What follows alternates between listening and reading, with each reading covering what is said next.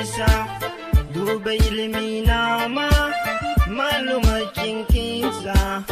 maaltu isa galchee waan hin beekne keessa ana hatti rakkaadhu tiyya anaaf dhiisa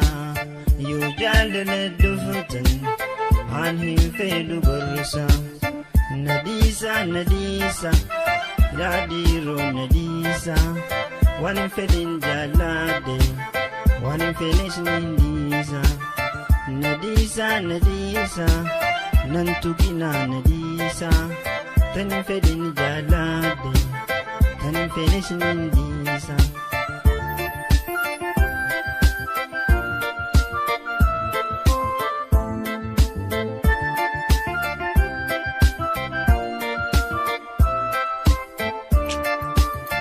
Garin ilma namaa waliin kabuchiisa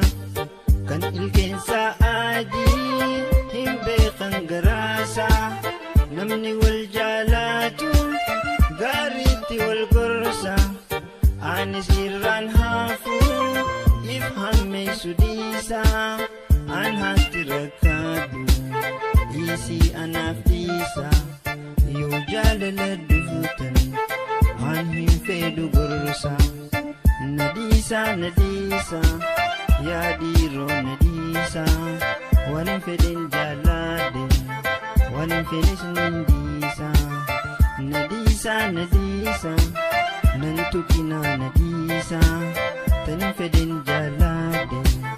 tan hin fedhes nin dhiisa. Rakkoon namaa hedduu hin dhumu lakkooysaa qofla deema malee hedduudha rakkoonsaa garaa namaan beeytuu madaa keessa ciisaa si wajjin dhalate ta'uu sobbaleeysaa tani naan jaaladhe taatullee bineensaa ta jaalate ana kan dhabaneef ciisaa na dhiisaa na dhorkina ciisaa. Waan feetan haasawaa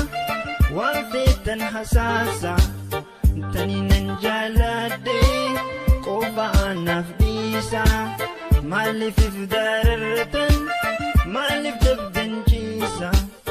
jiruun tiyyaa tiyyaa mee maal qabdan keessa ana hatti rakkaadhu tiyya anaaf dhiisa yoo jaalala dhuftan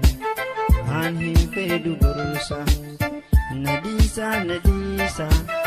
yaa dhiiroo nadiisa waan hin fedhin jaalladhe waan hin fedhes nin dhiisa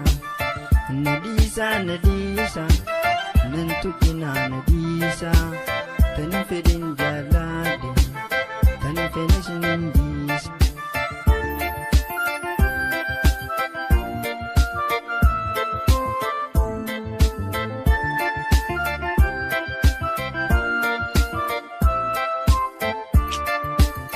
Tani nan jaalladhen faaya garaa keessa tanin hin jaalannes irraa hin fitiisa duuba ilmi namaa maaluma cinqiinsa